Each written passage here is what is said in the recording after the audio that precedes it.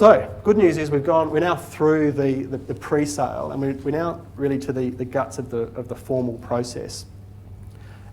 And I'm going to shock you all here. Once again, you're probably not going to be able to read it, but they're the steps that I see in the sales process.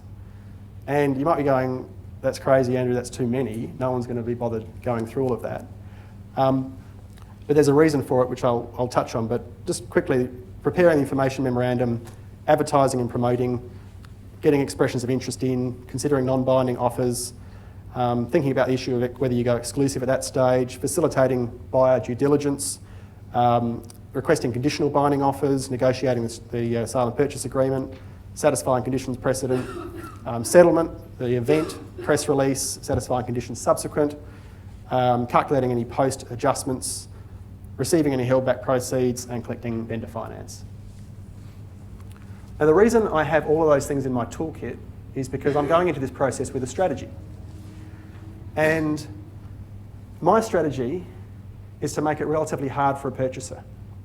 And the reason I do that is because we'll talk about promotion shortly, but the most likely people to buy my business are my employees and my competitors.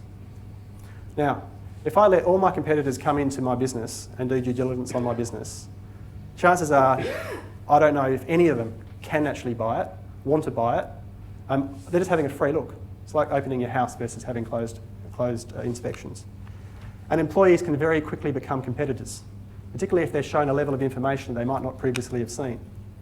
So depending on how competitive I think the market is for my business, I'm going to use one or all of those steps to weed out the tyre kickers, so that I'm only showing information that I need to show to people I know I've pre-qualified. And that's why I use those steps. The other key reason why I use those steps is that I want the potential purchasers, the real ones, to invest in the process. Because we talked about dealitis or deal fixation. I want to invoke that in the purchaser, so that by the time they get to stage 3 or 4 and they've gone and seen their lawyer to get a markup of the SPA, they've gone and seen their accountants to get some valuation issues so they can put in an indicative bid, they've gone and seen their bank to see whether they can afford it. By the time I get them to negotiate the share purchase agreement, I've got them hooked because they've invested in the process. So if you're just jumping to the, whacking out the IM to every man and their dog, everybody comes and has a look, then you're missing the key component of getting a deal done. The next thing I say in strategy is to sit down with your managers and advisors and get them on board, get their feedback, get their buy-in to the process, because it's going to be distracting and it's going to be reasonably long. And then you want to have your plan of attack based on the work you've done previously. So you're going to say, what steps are we going to use for this particular business? Your advisors can hopefully have some input into that. What's the timetable? And most importantly, who's going to be responsible for what, so that nothing gets missed. And the buyer side has to do that as well. Now I'm going to flick through, there's a lot of slides here on each step. I'll just pick out some highlights. Preparing the IM is the first step, and the business review precedes that, and your business plan precedes that. So if you're running a business and you've got a business plan, then you're probably doing better than most people. But there's a lot of information in there. It's really an IM in the making. And I was a company secretary for a software internet business based in Melbourne. And I got the benefit of turning up to their monthly meetings, and it was with some pretty hotshot sort of guys. And what really struck me, and these are ex-McKinsey sort of dudes, is that every board meeting, every month, they had an updated valuation and they had an updated IM. Every month. Because these boys knew what they were doing, and they were ready for a sale every month. They used it to raise capital, but they also knew what was going to happen at the end. And that really just brought home to me the importance of those pre-steps and how professional people do it when if they're really looking to make some money on the way out. So you can't sell a business without an IM because people don't know what they're buying. So it's a really important document. And you can read through there, the sort of things that are in it. It's all pretty obvious. What's not so obvious is your IM might have more than one component. And so you might release what I call it, I think put here, a teaser document. So it might be a 2-pager, and then people might say, okay, I want to see the IM. You might then filter some people with a confidentiality agreement, because they might have to, you make a real big confidentiality agreement, so they've got to go and see their lawyer, so they've been starting to invest in the process. And Then you might give them the first part, which gives them summary financial information, summary about some overall statistics on your customers, breakdown as far as percentages, not people, obviously. So you're stepping them through a multiple sort of process. The other thing in the concept of your IM, because it's a disclosure type document, you need to think about, are there any statutory disclosures? So if you're selling small businesses in certain states, it doesn't apply here in New South Wales, but some states, I think almost all of them except New South Wales, have this statutory disclosure for small businesses or businesses involving property. If you're going to attract foreign investors, you need to think about FIRB, getting Foreign Investment Review Board sort of information disclosures together. And if you're looking to sell to or looking to purchase as a listed company, there's various, you need to think about continuous disclosure obligations. And in the concept of the IM and disclosures, once again, there's this concept of keeping control. So we're filtering with a confidentiality agreement. And this is another key thing about managing the process, is that as the seller, you want to keep control of it. Because as soon as a buyer has wrestled control of the process off you, you're dead. That they'll take you, if they're managing the disclosures, they're managing the documents, all that sort of stuff, you will either not get a deal done or you'll get a deal done at a significantly lower price. So do not lose control of the deal. And you do that by knowing the structure through this process you're taking them. They say, give me this. No, you're not going to get that now. You're going to get that at this point. This is how it's actually going to operate. So you're putting them back in their box. Second step after the IM is promotion. Once again, I'm banging on about competitive tension. If a broker says to you, I want your business because I've already got someone on my books who's perfect for it, walk away. If a real estate agent says that, you might go, I'm going to save some money on advertising and I don't want to open the house. It's rubbish. If you sell anything, you know that if you've only got one buyer or you've gone exclusive and your broker's telling you to do that, get away from the broker. He doesn't know what he's talking about. I hope nobody says that. And start early, think about, so you're now promoting. This is the art of value, extracting value. So you're emphasising your unique niche. You're talking about the skills and unique experiences of the staff, the team that they're going to be getting. You're going to tell your advisors. Broadcast it as, you can't tell enough people that you're selling your business if you're serious about it, in my view. It's not something you sort of quietly sort of think about and don't tell anybody in secret squirrel stuff. I mean, you're selling your business. Get it out there. Road shows, go crazy.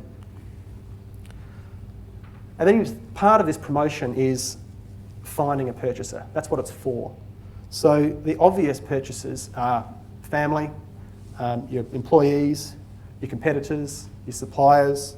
So competitors wanting to reduce competition, other competitors wanting to expand horizontally, suppliers wanting to move up and down the chain, retired people, job seekers, migrants is a good one for small and medium-sized businesses, and professionals who don't know any better.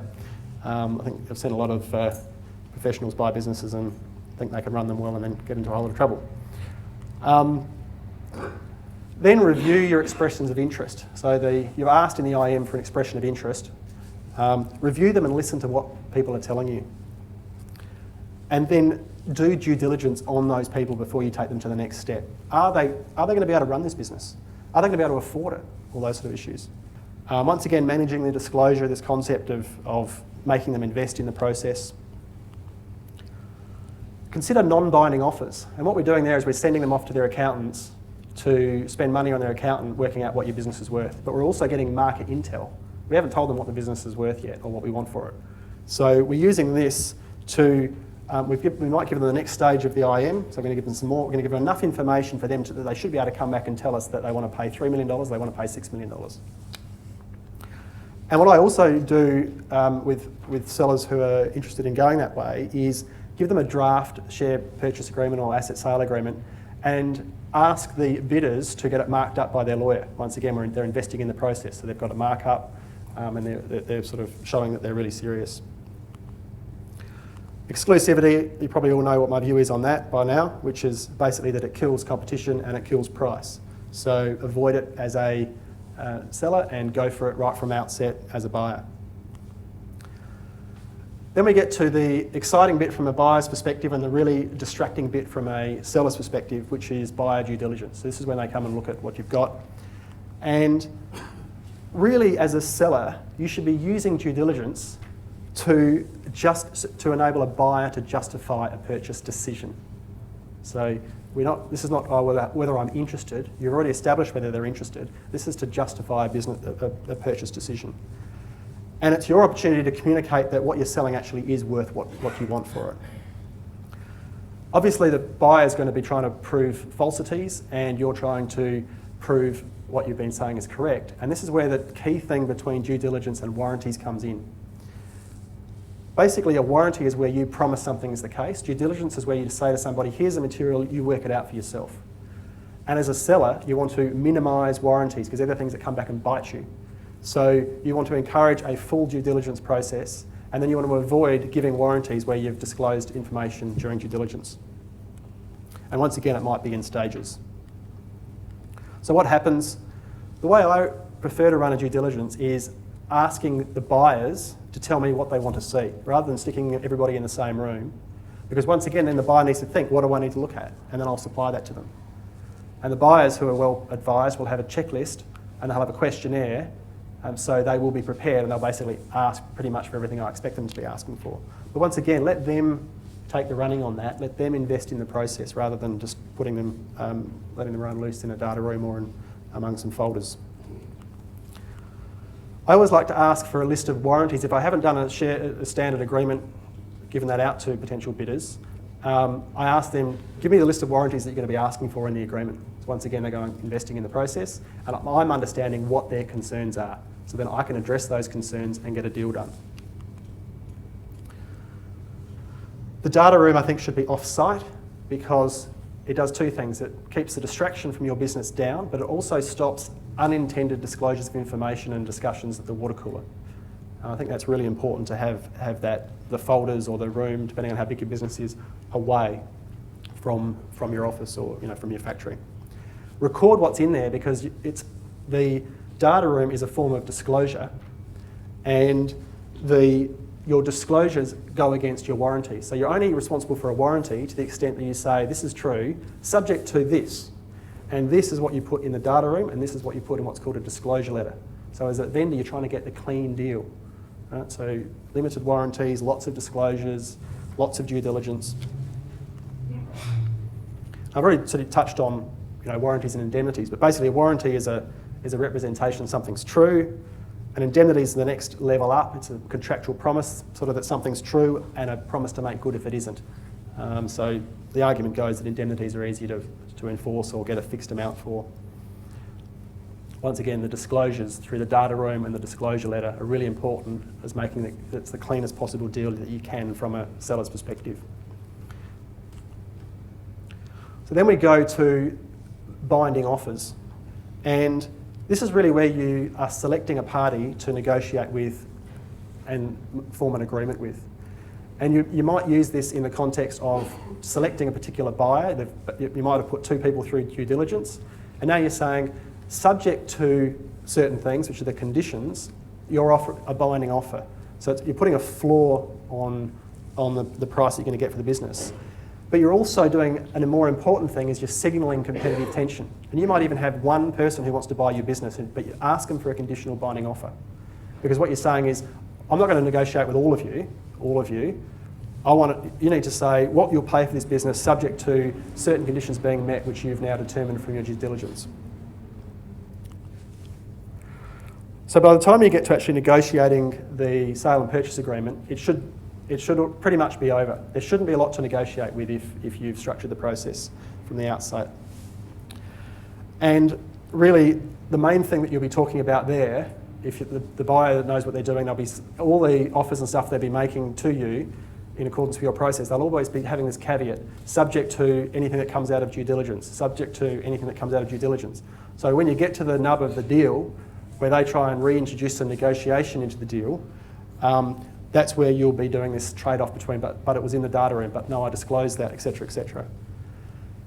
And without telling the deal makers in the room how to suck eggs, when you're negotiating, look to alleviate a fear with some more representations or some more assistance or whatever, rather than talking about price. So offer more warranties and indemnities, offer some vendor funding, leave some money on the table, take some assets off the table, all those sort of things. So you've signed up, but the deal's not inked. It's been inked, but it's not done yet. It's not set because Most deals have some conditions precedent, which means that if those things aren't satisfied, the buyer can pull out. Statutory approvals, consents, all those sort of things, clearances, and avoid early possession at that stage so that you might get the purchaser to waive some of those conditions by keeping them away from the business. As soon as you let them in, then it's all but over.